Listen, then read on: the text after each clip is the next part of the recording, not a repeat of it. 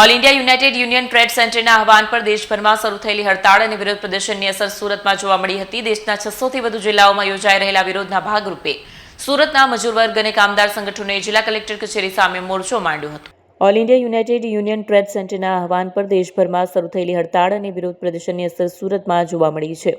દેશના 600થી વધુ જિલ્લાઓમાં યોજાઈ રહેલા વિરોધના ભાગરૂપે સુરતના મજૂર વર્ગ અને કામદાર સંગઠનોએ જિલ્લા કલેક્ટર કચેરી ખાતે મોરચો યોજીને જોરદાર દેખાવ કર્યો।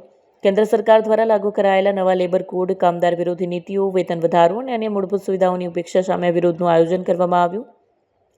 સુરત શહેર અને ગ્રામ્ય વિસ્તારોમાંથી મોટી સંખ્યામાં એકત્ર થયેલા કામદારોએ કલેક્ટર કચેરી પરિસરમાં પ્રદર્શન કરીને સૂત્રોચ્ચાર કર્યા। હડતાળનો મુખ્ય મુદ્દો નવા શ્રમ કાયદા કામદારોના હિતોનું રક્ષણ નથી કરતા, પરંતુ તેમની સામાજિક સુરક્ષા છીનવી લે છે। સંગઠનના નેતાઓએ આ કાયદામાં સંશોધન, ન્યૂનતમ વેતનમાં વધારો અને બિનસંગઠિત ક્ષેત્રના મજૂરો માટે ખાસ જોગવાઈઓની માંગ કરી હતી। કેમેરામેન હકીમ શેખ સાથે વસીમ હાસમીનો રિપોર્ટ, આઝાદ ન્યૂઝ, સુરત। સુગીત પાઠકજી, AITUC, સુરત।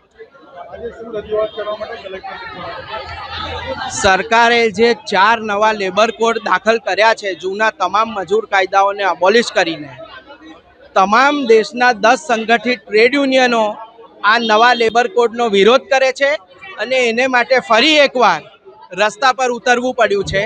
જ્યાં સુધી આ નવા 4 લેબર કોડ નહીં ખેંચાય પાછા, ત્યાં સુધી અમે લોકો રસ્તા પર આંદોલન કરતા રહીશું। ફાયદો 4 નવા લેબર કોડથી માત્ર ઉદ્યોગપતિઓને છે। નામ છે લેબર કોડ, પણ એની અંદર લેબરને કોઈ ફાયદો નથી। જૂના મજૂર કાયદાઓની અંદર આઝાદીની લડાઈમાં મજૂરોએ અંગ્રેજોની સામે આંદોલન કરીને જૂના બધા મજૂર કાયદાઓ એમની તરફેણમાં પસાર કરાવેલા હતા, પણ નવા લેબર કોડ એ કામદારોને માથે થોપી બેસાડવામાં આવ્યા છે અને કેન્દ્રીય ટ્રેડ યુનિયનો દ્વારા વારંવાર વિરોધ થતા આ વિરોધ સાંભળવામાં આવ્યો નથી અને આ કાયદા એ લોકો પર થોપી બેસાડાયા છે અને જેની એમેન્ડમેન્ટ, જેના તરફેણ એ લેબરને સુરક્ષા આપતા નથી પણ લેબરના અધિકારો છીનવી લે એ પ્રકારના છે। એટલે અમે લોકો એનો વિરોધ કરીએ છીએ અને આવનારા દિવસોમાં દેશના સામાન્ય લોકોએ પણ આ વિરોધની અંદર જોડાવવું પડશે। અમારી માંગ પૂરી નહીં થાય તો આ જ પ્રકારે અમે આગળ વિરોધને વધારે મજબૂત બનાવીશું અને સરકારને ઝુકાવીને રહીશું, એ વાત નિશ્ચિત છે। રામમૂર્ત મૌર્ય, AITUC। આજે જે સરકારે 44 શ્રમ કાયદા હતા એને ખતમ કરીને 4 લેબર કોડ લાવ્યા છે, એનાથી જે મજૂરોની હાલત બગડી જશે। આજે જે 8 કલાકનું કામ હતું 12 કલાકનું થઈ જશે, જે મિનિમમ વેતન મળતું હતું એ નહીં મળશે અને જે કામમાં અત્યારથી 50 લોકો કામ કરતા હતા, મજદૂર કાયદા અમલ થતું હતું, હવે એ 300 કરી નાખ્યા છે।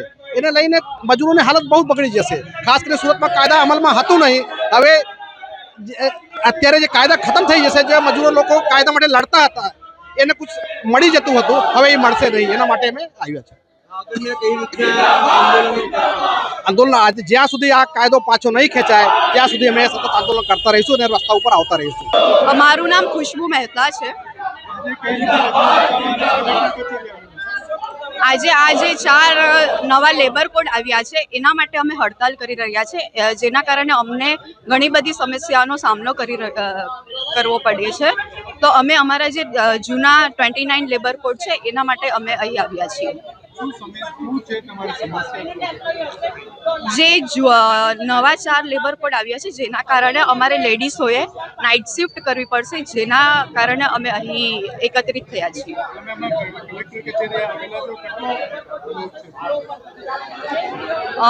અમે અહીં કમસે કમ 300 થી 500 લોકો એકઠા થયા છીએ।